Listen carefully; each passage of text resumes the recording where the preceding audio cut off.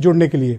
सुलखान सिंह जी, मैं कार्यक्रम की शुरुआत आपसे करना चाहता हूं और मेरा पहला प्रश्न है आपसे कि जो कुछ भी घटना बांदा जेल के भीतर हुई और मुख्तार अंसारी की मौत, तो पहले तो मैं ये जानना चाहता हूं कि आपने एज ए डीजीपी भी इस माफिया को हैंडल किया होगा, फिर इस घटना के बारे में आप क्या ओपिनियन रखते हैं?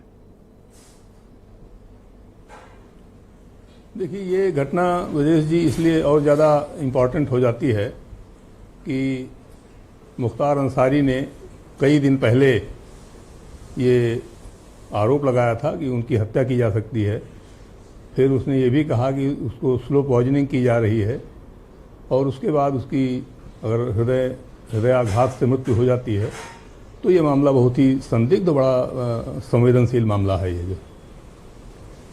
ये इसमें सरकार की और पुलिस जी, तो मेरा तो ये मानना है कि इसमें सरकार को खुद पहल करके इस पूरे प्रकरण की सीबीआई जांच का आदेश करना चाहिए, ताकि सारे सर्कमस्टांसेस को देख करके और सही बात सामने आ सके।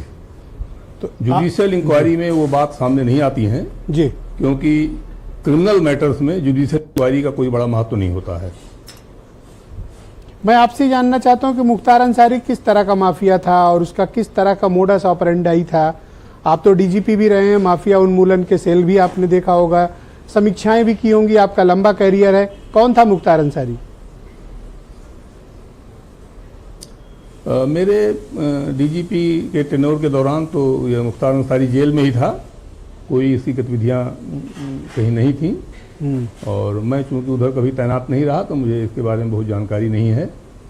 लेकिन जितना अखबारों के माध्यम से जानकारी इसमें होती है जी, ये पूर्वांचल के अपने गैंगवार रहे हैं, जिनमें एक एक्सिस मुख्तार अंसारी भी हमेशा रहा है।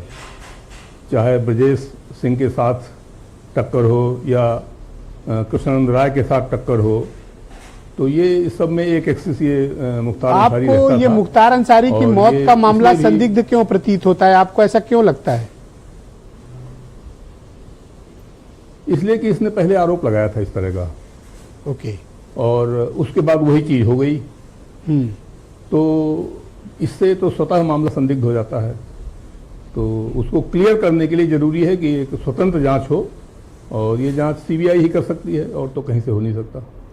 ऑलराइट सर, शुक्रिया, हमारे साथ बने रहिए।